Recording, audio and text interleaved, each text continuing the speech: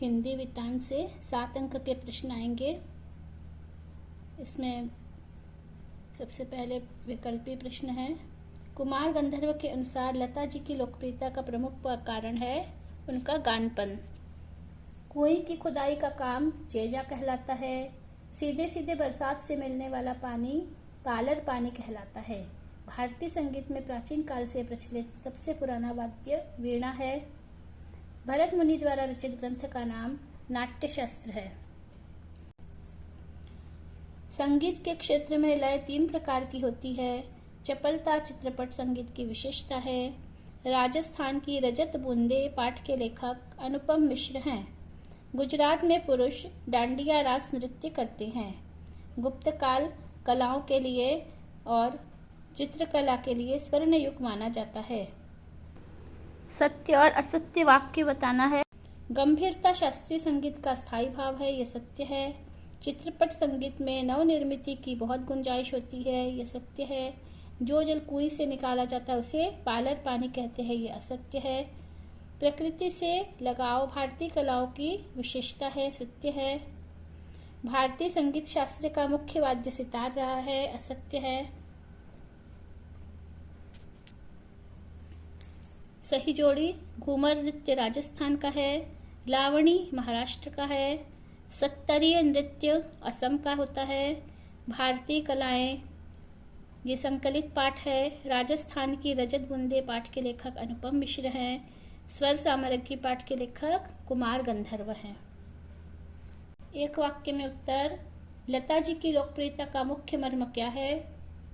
उनकी गायकी गायन।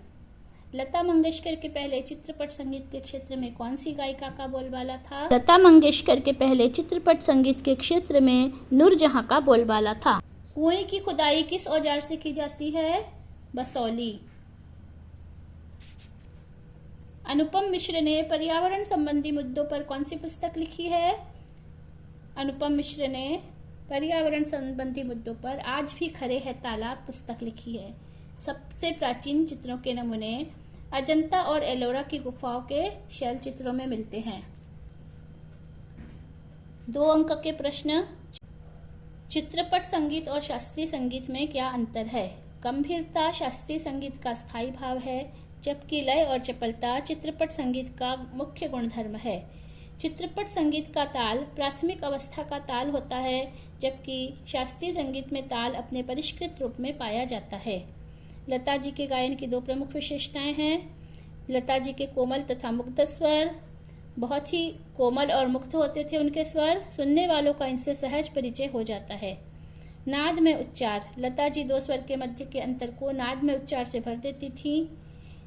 जहाँ स्वर विलीन होते प्रतीत होते हैं, वहीं वे एक दूसरे के साथ दोबारा मिल जाते हैं। कुएं की सिंचाई के लिए कौन से प्रमुख विकल्प काम में लाए जाते हैं? कुएं के निर्माण में रेत में विलीन नमी बूंदों में बदलकर धीरे धीरे रिसती रहती है और कुएं में पानी जमा होने लगता है। परिणाम स्वरूप यह पानी खारे पानी के सागर में अमृत के समान मिठास लिए होता है। इसे नदी तालाब आदि में रोका जाता है। पानी सिंचाई का दूसरा रूप है पाताल पानी। यह भूजल है जो कुओं में से निकाला जाता है। रेजानी पानी किसे कहते हैं? धरातल से नीचे उतरा लेकिन पाताल में न मिलने वाला पानी रेजानी पानी कहलाता है। वर्षा जल को मापने के लिए रेजा शब्द का उपयोग होता है और रेजा का माप धरातल पर हुई वर्षा को नहीं, धरातल में समाई वर्षा को नापता है। नृत्य और नृत्य में क्या अंतर है? नृत्य में भावना और शारीरिक मुद्रा भंगिमा दोनों प्रधान होती है, जिसमें भाव प्रधान तत्व होता है, जबकि नृत्य अभिनय प्रधान होता है। नृत्य में अंगों का विक्षेप मात्र होता है और ये नृत्य का बाहरी अनुकरण मात्र होता है। गुप्त काल को कला का स्वर्ण काल क्यों कहा जाता है? गुप्त काल में विज्ञान प्रौद्योगिकी से लेकर के साहित्य, स्थापत्य व मूर्ति कला के क्षेत्र में नए प्रतिमानों की स्थापना की गई, जिससे यह काल भारतीय इतिहास में स्वर्ण युग के नाम से जाना जाता है। अभिव्यक्ति और माध्यम के उत्तर। हिंदी का प्रथम साप्ताहिक पत्र था उदंड मार्तंड। दैनिक समाचार पत्र की एक निर्धारित समय सीमा होती है, उसे डेडलाइन कहते हैं। एनी फ्रैंक की diary the diary of young girl मूलतः फ्रेंच भाषा में लिखी गई थी। किसी भी फिल्म या धारावाहिक की कथा को पटकथा कहा जाता है। ऑल इंडिया रेडियो की स्थापना 1936 में हुई। FM से तात्पर्य है फ्रीक्वेंसी मॉड्यूलेशन।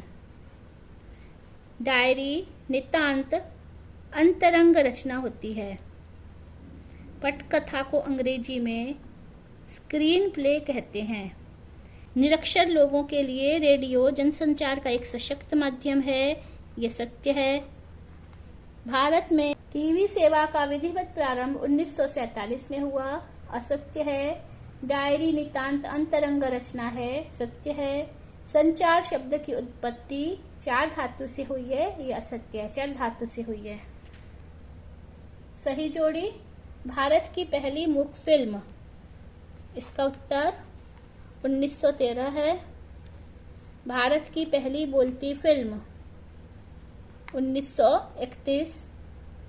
भारत में टीवी सेवा का विधिवत प्रारंभ हुआ 1965। भारत में टेलीविजन की शुरुआत 1959।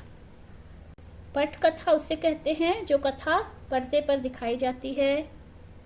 बीट का मतलब होता है संवाददाता के कार्य क्षेत्र को बीट कहा जाता है। टीवी सेवा को दूरदर्शन का नाम 1976 में दिया गया। संचार का प्रमुख प्रकार जनसंचार है। 2 अंक के प्रश्नों के उत्तर। अंतरवैयक्तिक संचार से क्या आशय है? अंतरवैयक्तिक संचार दो तरफा प्रक्रिया है। दो व्यक्तियों के बीच विचारों, भावनाओं और जानकारियों का आदान प्रदान होता है तो यह अंतरवैयक्तिक संचार कहलाता है। यह आमने सामने होता है, अतः इसके लिए दो व्यक्तियों के बीच संपर्क का होना जरूरी है। शब्दों को क्रम से लिखना है। क्रम, क्रंदित, क्रंदन और क्रमशः। इसमें क्रंदन सबसे पहले आएगा, फिर क्रंदित, क्रम और फिर क्रमशः। संयुक्त व्यंजन के संबंध में हिंदी वर्णमाला और शब्दकोश में क्या अंतर होता है? हिंदी वर्णमाला में संयुक्त व्यंजन सबसे अंत में आते हैं, लेकिन शब्दकोश में संयुक्त व्यंजन वर्णों के प्रथम अक्षर से आते हैं। जैसे क्ष है तो क और श के योग से बनता है, तो क के बाद में क के उपखंड में ही क्ष आएगा। शब्दकोश और संदर्भ ग्रंथ में क्या अंतर है? शब्दकोश में शब्दों के अर्थ दिए होते हैं और संदर्भ ग्रंथ में मानव द्वारा संचित ज्ञान को संक्षिप्त रूप में प्रस्तुत किया जाता है। संदर्भ ग्रंथों में शब्दों के एकत्रित समूह होते हैं। ये शब्दकोश की तुलना में शब्दों के अर्थ एवं उच्चारण को ढूंढने में सहायता करते हैं। अंतरवैयक्तिक संचार, संचार और जनसंचार में क्या अंतर है?